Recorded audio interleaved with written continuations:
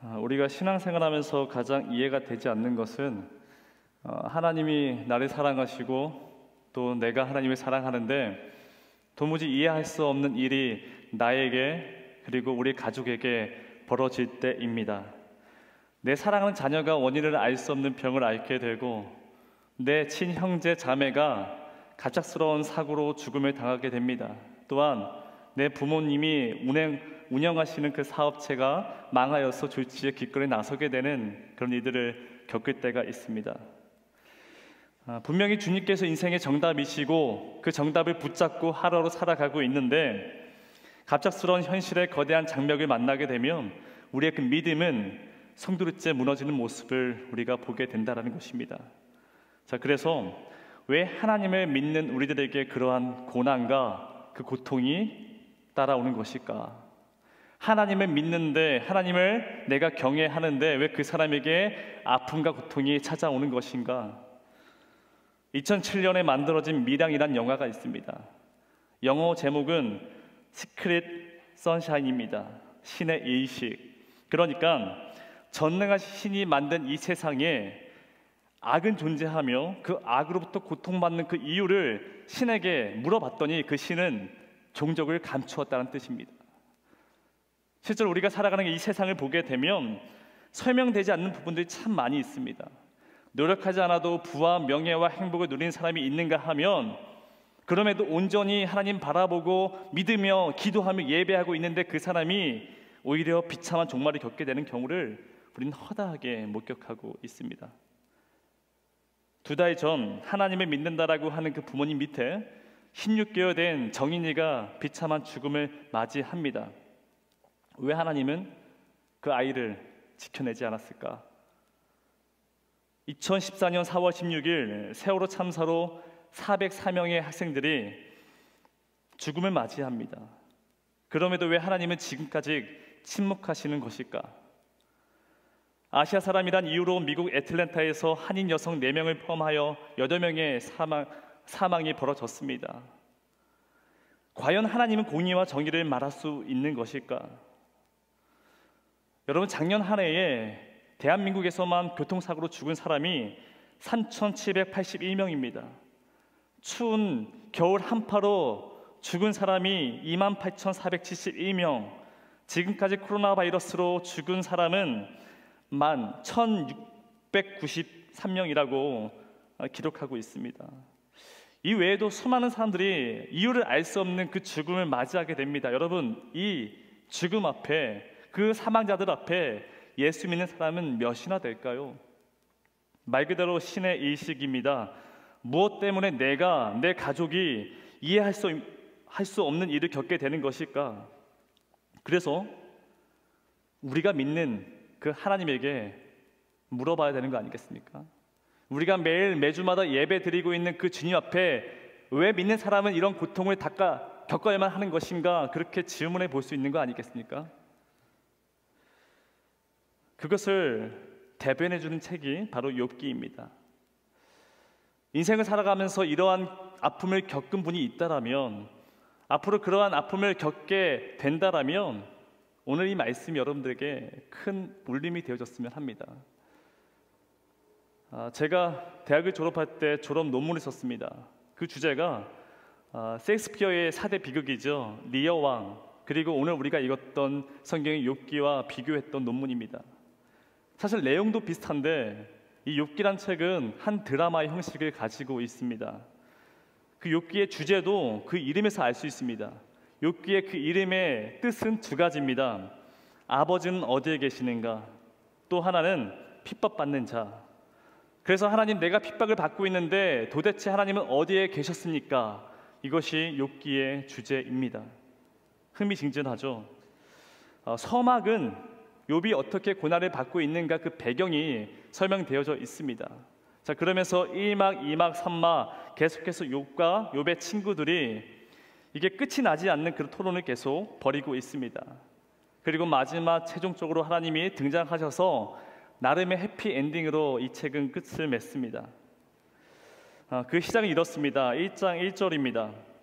우스 땅에 욥이라 불리는 사람이 있었는데 그 사람은 온전하고 정직하여 하나님을 경외하며 악에서 떠난 자더라. 우리 함께 본 것처럼 욥은 완벽한 사람입니다. 하나님을 경외하는데, 그러니까 신앙도 좋은데 세상으로부터 인정받는 사람입니다. 여러분, 요즘 시대에 신앙이 너무 좋습니다. 그런데 세상에서도 인정받는 형제 자매를 만나는 것이 어려울까요? 쉬울까요? 쉽지가 않죠. 근데 욥은 하나님을 경외했습니다. 자, 그러면서 동시에 3절에 그는 동방에서, 그러니까 세상에서 가장 인정받는 훌륭한 사람이 욥이다라고 성경은 기록하고 있습니다. 자, 그런데 이제 이 카메라의 앵글은 땅이 아니라 하늘로 이 화면이 전환되고 있습니다. 6절입니다. 하루는 하나님의 아들들이 와서 여호와 앞에 섰고 사탄도 그들 가운데에 온지라. 땅에서는 이 세상 부러울 것 없이 행복하게 살아가고 있는 욥을 보여주면서 동시에 하늘에서는 하나님과 하나님의 아들들 그리고 사탄이 이 주제를 알 수 없는 회의를 하는 그 모습을 독자인 우리들에게 보여주고 있습니다. 아마도 평화로운 일상 가운데 무엇인가가 벌어질 것 같은 그런 긴장감을 느끼게 만들고 있습니다. 하지만 이것을 알 리가 없죠. 이 땅에서 이 욥은 이 사실을 알 수가 없습니다. 다만 그 욥에겐 앞으로 펼쳐질 고통이 따를 것입니다. 자, 여기서 욥의 첫 번째 빌런이 등장하죠. 빌런. 여기서 혹시 빌런이란 말을 모르시는 분들은 없을 겁니다. 하지만 저희 사무실에 목사님들에게 물어봤더니만 단 한 명도 모르시더라고요. 빌런, 악당이란 뜻이죠. 게임 용어이기도 한데 이 욥에게 첫 번째 빌런이 등장합니다. 바로 사탄입니다. 그럼 제가 살짝 이쪽 봤는데 빌런을 모른다고 지금 물어보는 사람을 제가 보게 된 것 같은데요. 네, 빌런은 요즘 젊은 청년들이 쓰는 용어들이죠. 첫 번째 빌런 바로 사탄입니다. 하나님은 그에게 묻습니다. 너는 어디서 왔느냐? 그러니까 무엇하고 왔느냐? 그렇게 물어보니 사탄이 대답합니다. 땅에서 이곳저곳 둘러보고 왔습니다. 이때 하나님이 자랑스럽게 욥을 이야기하면서 혹시 땅에서 욥을 보았느냐? 이 욥은 온전하고 정직하며 하나님이 경외하고 악으로부터 떠난 자이다. 그렇게 자신 있게 욥을 사탄 앞에 소개하고 있습니다.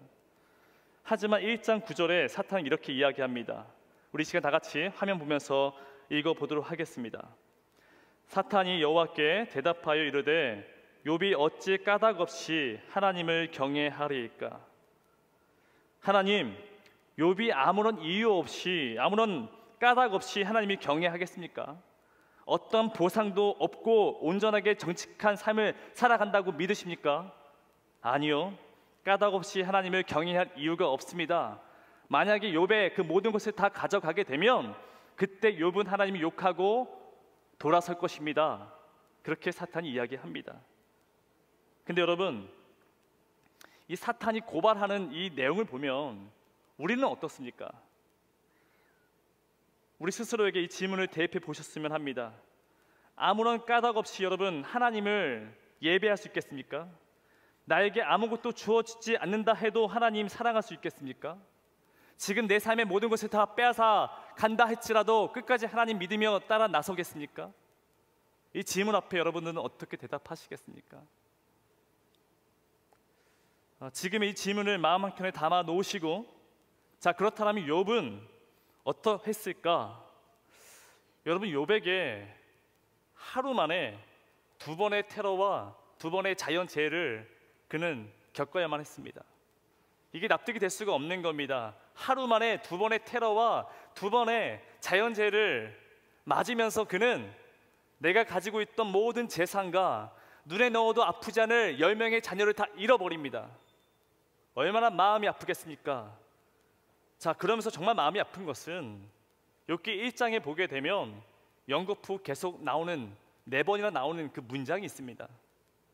나만 홀로 피하였으므로, 나만 홀로 피하였으므로. 다른 사람 다 죽고 나만 홀로 살아남았다, 그 말을 듣고 있는 그 욥의 그 마음이 얼마나 찢어졌겠습니까? 얼마나 마음이 아팠겠습니까? 그는 열심히 살았습니다. 하나님만 바라보며 살았습니다. 그러나 그 결과가 이러한 것인가, 그런 자괴감이 밀려오지 않았겠습니까? 그러면서 내 마음에 얼음장 같은 차가운 마음이 마치 겨울한 것처럼 그렇게 펼쳐지는, 그래서 포기하고 싶은 그 마음, 그 하루를 보내고 있을 욥의 그 모습 가운데 그는 예배를 드립니다. 겉옷을 찢고 머리를 미며 그는 땅에 엎드려 하나님 앞에 예배를 드립니다. 그 마음이 느껴지십니까? 자녀를 잃은 그 마음, 겉옷을 찢고 머리를 밉니다. 이 말은 더 이상 내가 할 수 있는 그 표현이 없습니다. 그럼에도 그 마음 접고 땅에 엎드려 하나님께 예배 드리는 그 욥의 모습을 한번 상상해 보십시오. 자, 그러면 우리가 알고 있는 상식으로는 그 다음 스토리가 사탄이 내게서 졌다 하면서 하나님이 그 욥에게 회복을, 축복을 그렇게 주는 모습이 그려져 할 것인데, 아니요, 이 욥은 단편 소설이 아닙니다. 그렇게 쉽게 끝나지가 않습니다. 그 다음 2장을 보게 되면 욥은 발바닥에서 정수리까지 악창이라는 그 질병 가운데 온몸을 깨진 기아장으로 긁고 있습니다. 여러분, 가끔 이 아토피성 피부염을 겪고 계시는 분들이 있을 겁니다. 제가 예전에 필리핀에서 단기 선교할 때 한방 썼던 한 청년이 있었습니다. 날씨는 더운데 늦은 밤 잠을 못 자는 겁니다. 계속 이 아토피 때문에 간지러워서 손톱을 긁게 되고 이 손톱에 피가 막 고여 있는 겁니다. 이렇게 괴로워하는 그 모습을 보게 되는데, 욥은 여러분 피부염이 아닙니다. 질병이 아니라 악창입니다. 아주 심각하고 냄새가 나며 그 고통을 이루 말할 수가 없습니다. 그리고 그 나중에 그 피부가 썩어서 죽음을 맞이하는 그런 악창을 지금 겪고 있습니다. 자, 오죽했으면 그의 아내가 차라리 하나님 욕하고 죽으라 이렇게 이야기하는데,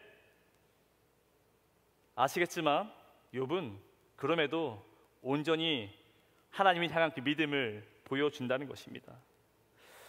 여러분, 정말 이 정도 됐으면 그 다음은, 자, 그래서 이 3장부터는 하나님, 이 욥의 불행이 아니라 욥의 행복을 우리가 직접 보고 싶은 그런 마음이 생기지 않겠습니까? 하지만 욥의 스토리는 길게 42장까지 이어지고 있습니다. 왜 그럴까? 첫 번째 빌런 사탄은 이제 더 이상 그를 건드지 않습니다. 하지만 그보다 더 집요하고 지독한 두 번째 빌런들이 등장합니다. 이 그림은 러시아 국립박물관에 소장되어져 있는 욥과 그의 친구들이란 그림입니다. 여러분, 제가 한번 질문해 보겠습니다. 욥기 1장에서 42장의 말씀을 다 읽어보신 분들 계십니까? 생각보다 많지가 않을 겁니다. 혹시 다 읽었는데 그것이 이해가 되십니까? 아니요. 욥기란 책은 굉장히 어렵습니다. 왜냐하면 계속 똑같은 반복된 이야기가 나오는데 그 이야기가 계속 들어도 무슨 말인지 이해할 수가 없다는 것입니다. 그래서 맥락을 먼저 이해하셔야 하는 것이 너무 중요한 것인데, 자, 그림에서 보는 것처럼 곧 쓰러질 것 같은 이 중년의 한 남자가 가운데 앉아 있습니다. 이 중년 남자가 욥이고, 욥을 중심으로 4명의 사람이 그를 둘러싸고 있습니다.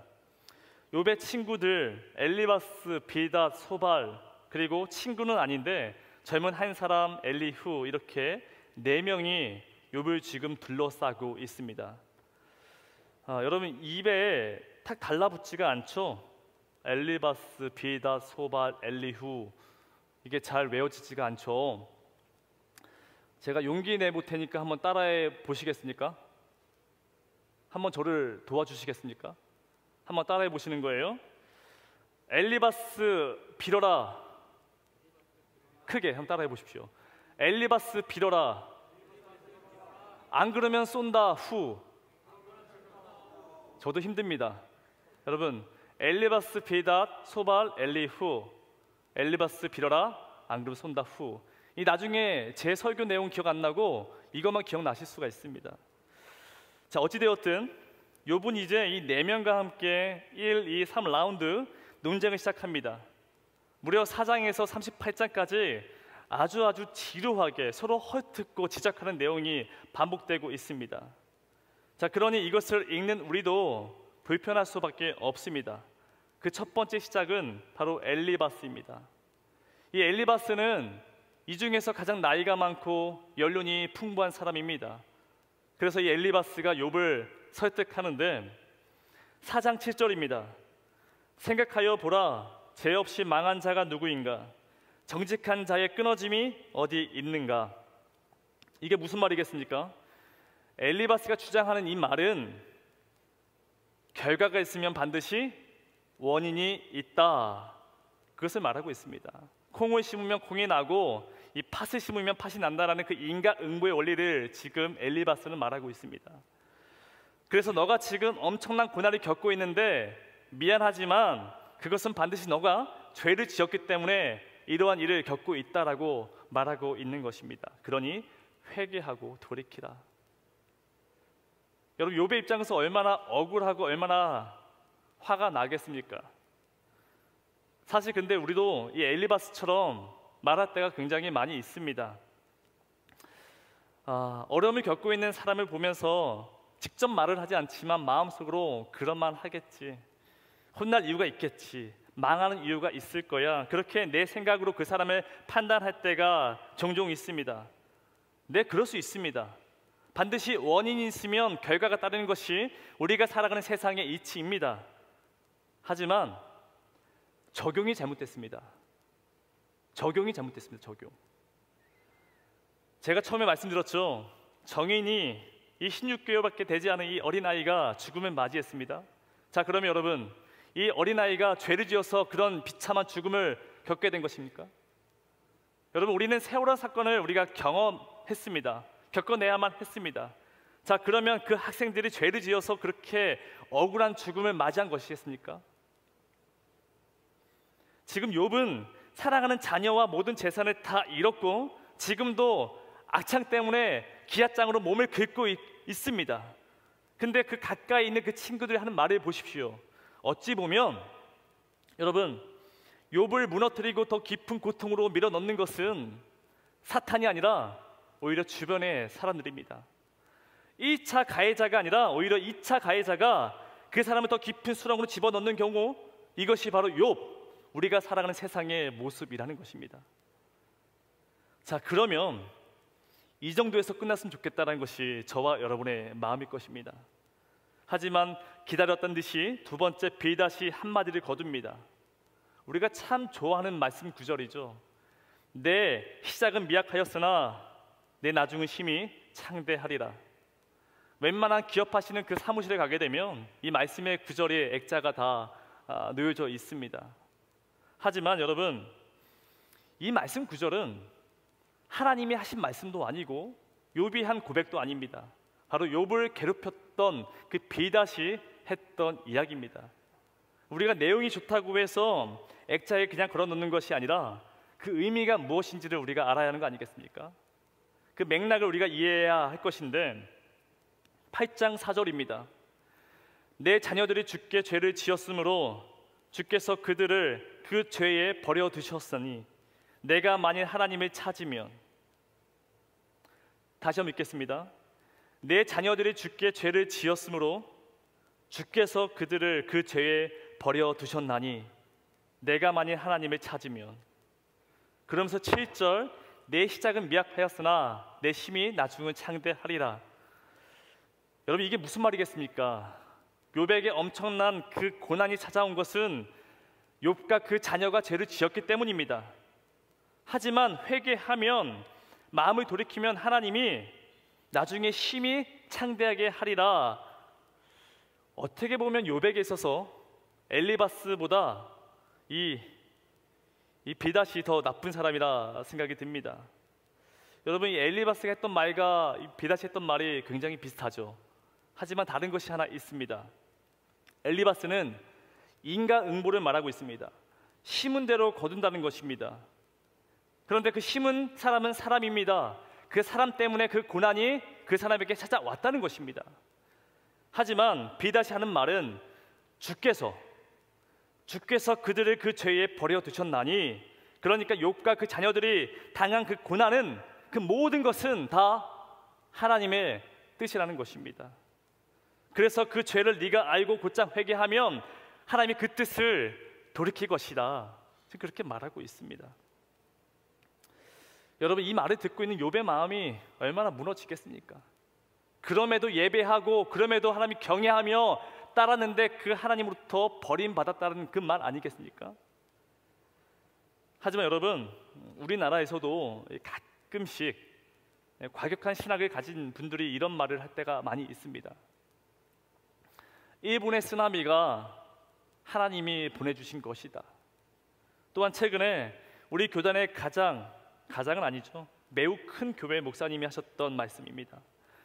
코로나 바이러스는 하나님이 주신 것이다.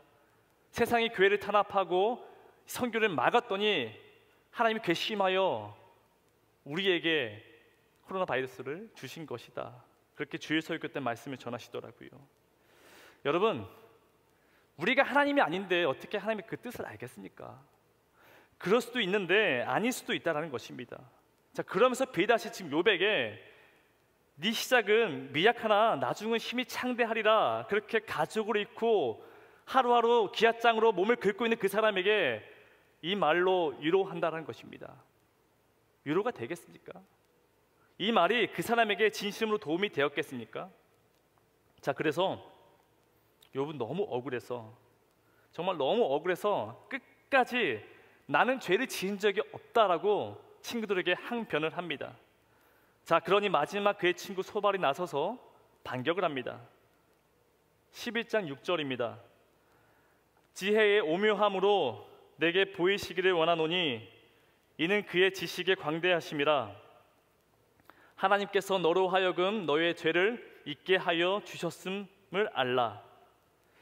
욥이 하도 죄가 없다라고 이야기하니 소발이 하는 말은 하나님의 지혜가 얼마나 오묘하지 않으냐 해서 심지어 너가 죄를 잊게끔 하는 것이 하나님의 뜻이다. 그렇게 여러분, 끝까지 이 세 명의 친구들은 욥을 아주 지독하게 절망 속으로 끄집어내고 있습니다. 이때 마침 젊은 친구 엘리후가 나타납니다. 이 엘리후는 욥의 친구는 아닌데 욥 하나를 설득시키지 못하고 있으니 너무 답답해서 그가 지금 나서게 된 것입니다. 이 젊은 혁이, 젊은 배짱 보기엔 좋습니다. 자, 그러면서 하는 말은 욥에게만 하는 말이 아니라 거기에 있던 모든 친구들에게, 동일하게 하는 말입니다. 자, 너희들이 알고 있는 하나님은 누구이냐? 너희들이 알고 있는 그 하나님에 대해서 한번 말해보아라. 그렇게 엘리후는 이야기하고 있습니다. 자, 그러면서 하나님은 누구시냐? 전능하신 분이시다. 전능하신 분이시다라는 것을 계속 반복하여 엘리후는 이야기하고 있습니다. 우리도 마찬가지입니다. 매주마다 사도신경으로 우린 첫 번째, 제일 먼저 하나님께 고백합니다. 나는 전능하신 아버지 하나님, 천지의 창조주를 믿습니다. 우리 그렇게 고백하죠. 아주 깔끔합니다. 여러분, 이 말은 욥 당신은 하나님이 침묵하신다는데 그거 잘못된 것입니다. 새 친구들 계속 죄를 이야기하고 있는데 그것도 잘못된 것입니다. 하나님은 누군가를 판단하는 분이시지 판단 받으시는 분이 아니라는 것을 지금 엘리후는 말하고 있습니다. 자, 그래서 그가 하는 말은 지금의 그 삶을 그냥 받아들이라는 것입니다. 왜요? 하나님은 조금도 사람으로부터 영향받지 않는 그런 전능하신 분이다라고 말한다는 것입니다. 여러분, 정말 그렇습니까? 이게 논리적으로는 아무런 문제가 없습니다. 전능자로 영어로 Almighty, 그러니까 이 세상에서 전능하시고 무소부재하신 그 하나님, 네, 맞습니다. 우리가 이렇다 저렇다 하실 분이 아닙니다. 다만 그것은 이론상의 하나님이시지 우리가 알고 있는 그 사랑의 하나님의 모습이 아닙니다. 여러분, 그럴 거라면 우리가 기도할 필요가 없습니다. 병에 걸려도 기도하면 안 됩니다. 사업이 망해도 그것이 하나님의 뜻이라고 가만히 있어야만 합니다. 배가 침몰하고 건물이 무너져도 그 자리에 우리는 꼼짝 말고 서 있어야만 합니다. 왜요? 하나님은 사람으로부터 아무런 영향을 받지 않는다는 것입니다. 여러분, 그러면 우리가 예배를 왜 드리고 우리가 새벽마다 기도 드리는 이유가 왜 있겠습니까? 아니요, 여러분, 하나님은 반드시 내가 아프고 눈물 흘릴 때 우리에게 찾아오십니다.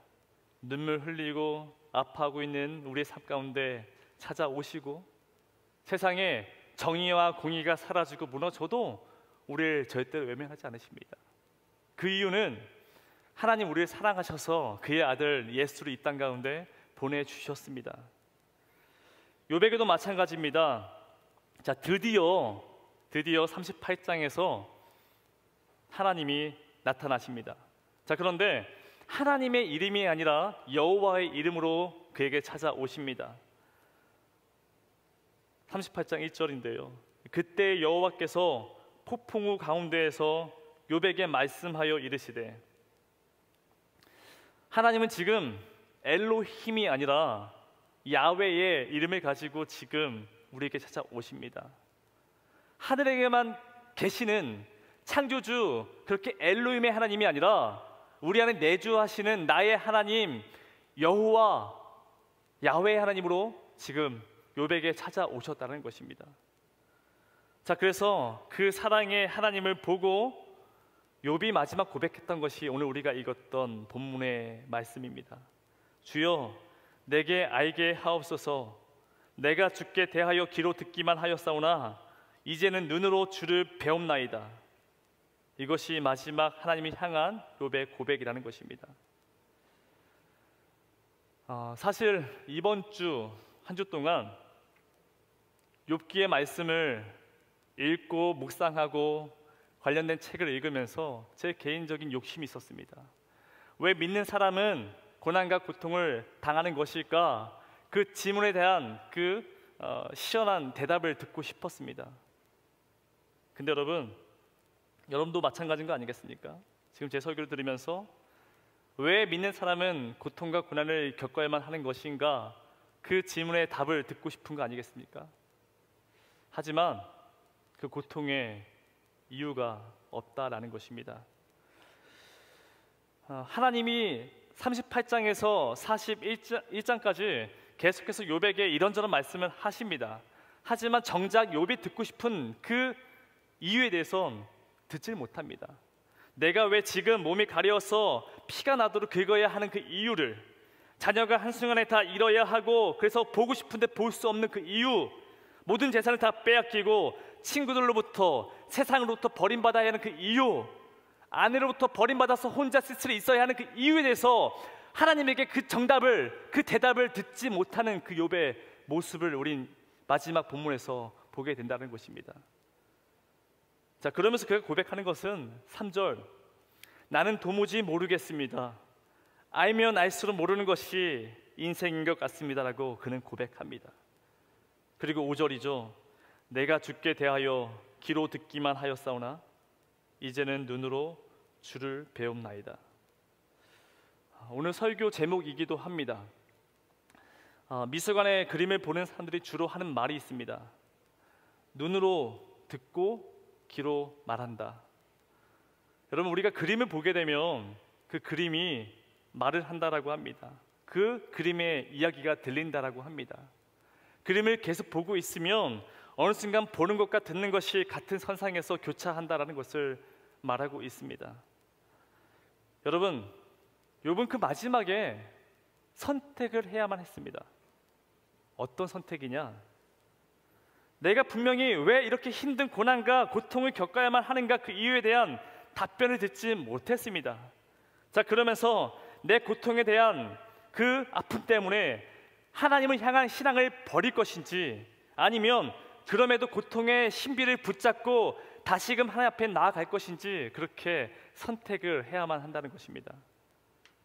그리고 그 고민 끝에 6절 그는 고백합니다. 하나님, 내가 스스로 거두어 드리고 내가 내 스스로 그냥 내 가지고 있는 그 고통과 그 아픔과 내 갖고 있던 모든 그 심리적인 생각들을 다 거두어 버리고 죄와 티끌 가운데 회개하나이다. 그렇게 어렵게 힘들게 다시금 하나님의 손을 붙잡고 그 삶을 살아간다는 것입니다. 여러분, 우리가 인생을 살아가는데 제가 여러분들에게 무슨 말로 이렇게 살아라 저렇게 살아라 이야기할 수 있겠습니까? 분명 하나님이 정금을 만들어 주신다라고 하는데 그 방법이 무엇인지, 어떻게 어떤 경로를 가지고 만들어질 것인지에 대해서는 우리는 알 수가 없습니다. 저를 포함하여 여러분들 한 사람 한 사람 그 정금을 만들어내는 그 과정은 우리가 알 수가 없습니다. 어떻게 그것을 제가 설명할 수 있겠습니까? 하지만 여러분, 망치로 돌멩이가 깨어지고 또한 그 용광로 같은 그 뜨거운 그 곳에 통과하며 녹아내리기도 하겠죠. 오늘 이 말씀이 어떤 분들에게는 네 주님, 제가 주님을 섬기겠습니다, 경외하겠습니다, 그렇게 말하지 못하고 들리지 못하는 그 아픔이 있을 수 있습니다. 다만 제가 여러분들께 드리는 말씀은, 여러분 힘들지만 어렵겠지만 욥이 힘들게 고민하고 그 손을 내밀고 함께 나아갔던 것처럼 우리 저와 함께 그 손 다시 하나님의 그 손을 붙잡고 앞에 나아갔으면 좋겠습니다. 앞에 어떤 일이 펼쳐질지라도 내 것 모든 것 다 주님 앞에 내어드립니다, 맡겨드립니다. 오늘도 내가 기아장으로 몸을 긁어야만 하는 그 하루를 살아가고 있지만 그럼에도 주여 주의 손을 붙잡고 나아가겠습니다. 오늘 저와 함께 그 손 붙잡고 하나님 향해 함께 고백하며 나아갔으면 합니다.